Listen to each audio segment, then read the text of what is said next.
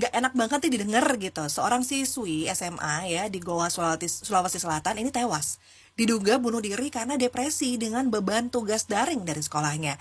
Ya ini menandakan bahwa tidak semua siswa sebenarnya nyaman ya dengan program belajar daring ini atau online di tengah pandemi COVID-19 saat ini. Nah, bagaimana sahabat Sonora peran orang tua begitu ya yang anaknya harus belajar secara daring? Sekarang saya sudah terhubung nih dengan Ibu Veronica Sri Utami yang merupakan salah satu orang tua murid ya, yang juga pasti mengalami anak-anaknya harus belajar secara daring atau dari online dari rumah begitu ya.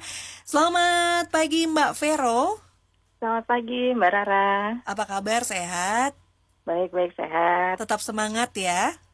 Iya dong. Mbak Vero, kalau boleh tahu nih, ada berapa nih anak yang harus ikut sekolah daring nih di Dua, rumah? Dua. dua saya punya dua, iya. Untuk ininya jenjangnya SD, SMP, SMA? Usia SMP, yang satu masih kecil TK. Oh, lumayan jauh ya jaraknya ya, Jauh, iya. SMP dan juga TK. TK juga sudah daring nih. Sudah malah Zoom tiap pagi. Zoom setiap pagi. Dan SMP juga pasti tugasnya luar biasa banyak ya. Iya, tapi dia juga modelnya gitu, ada tatap muka online-nya juga dari pagi sampai siang gitu. Memang Oke, kayak sekolah gitu, tapi dari rumah. oke. Untuk yang SMP dimulai dari jam berapa sampai jam berapa Mbak Vero? 7:30, Mm-mm. kira-kira selesainya 11:30-an kayaknya, kalau nggak salah. Itu jam 12 loh. Ya gitu deh, sekitar 11:30, jam 12. 7:30 sampai dengan siang, jam makan siang selesai ya. Kemudian untuk yang TK jam berapa sampai jam berapa? Yang TK 7:30 sampai jam 9 gitu ya, sejam 2 jam lah. Ah, Setengah oke. 9 lah mungkin, 7:30 sampai jam 9. Ini benar-benar sejak Maret ya sudah tidak tatap muka begitu. Iya, sejak Maret ya. Bisa diceritakan dong dari bulan Maret ke Oktober sudah 7 bulan, hampir 8 bulan begitu ya. Sekolah daring suka dukanya, tantangannya seperti apa Mbak Vero? Apalagi dengan 2 anak, satunya masih TK juga gitu. Iya, iya. Tantangannya iya pasti berat. Pasti banyak lah yang ngalamin ibu-ibu harus double job, nggak cuma double, triple kali ya gitu ya. Mereka yang kerja di kantor juga, terus harus ngerjain kerjaan kantor gitu, terus tetap harus ngerjain pekerjaan rumah juga kan, beres-beres rumah lah, nyiapin makan sebagainya, dan harus dampingin anak. Kalau yang SMP ya mungkin sudah bisa dilepas ya, yang anak-anak udah besar kan, Hmm. udahlah gitu bisa sendiri. Tapi yang kayak masih usia playgroup TK gini kan memang ibunya harus standby di sampingnya kan, nanti takut-takut pegang gunting melecet lah apa Iya, iya, apa iya. gitu. Iya, jadi ya emang ya gitulah, harus triple job, double job segala macam lah Aha. gitu. Nah, yang sering saya dengar adalah banyak yang stres begitu ya, baik orang tua maupun juga anak-anak karena ketika daring tugasnya malah jadi menumpuk. Apa itu benar? eh Kalau saya sih ngerasainnya mungkin bukan tugasnya jadi menumpuk, tapi kayak gini ya, biasanya kan anak-anak itu mengerjakan tugas sebagian kerjaannya itu di sekolah gitu ya. Mm-mm. Nanti di rumah kita tinggal misalnya ya ada PR Review 1, 2 gitu. gitu.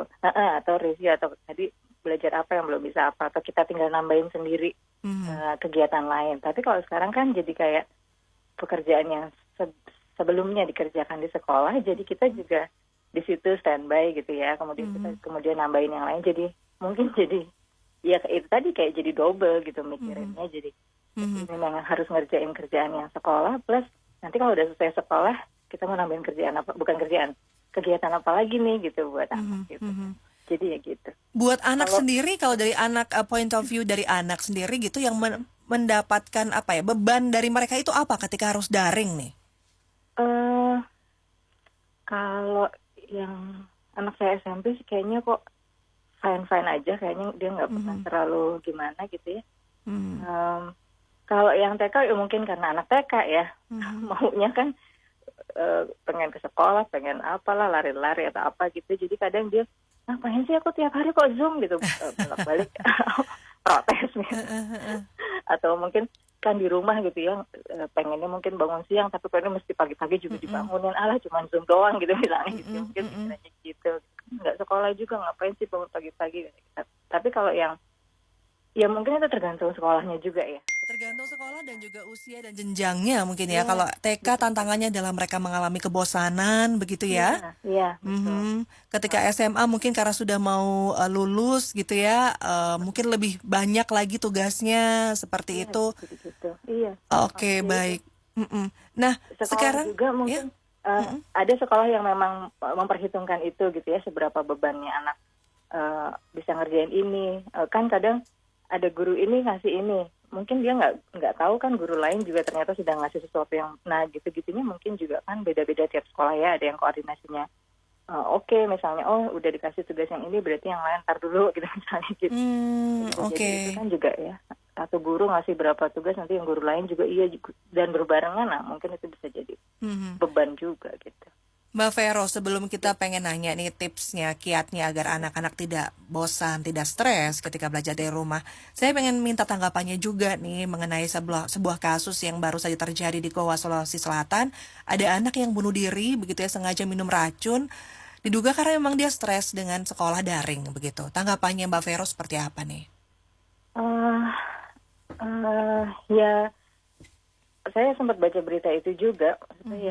Maksud saya bisa dipahami bahwa bukan pertama-tama mungkin kita aja gitu ya, yang orang dewasa aja kan kita stressful ya, kayak gini kondisinya. Biasanya bisa keluar, ketemu teman, ketemu klien, tukar pikiran, lebih luas gitu kayaknya dunia kita gitu.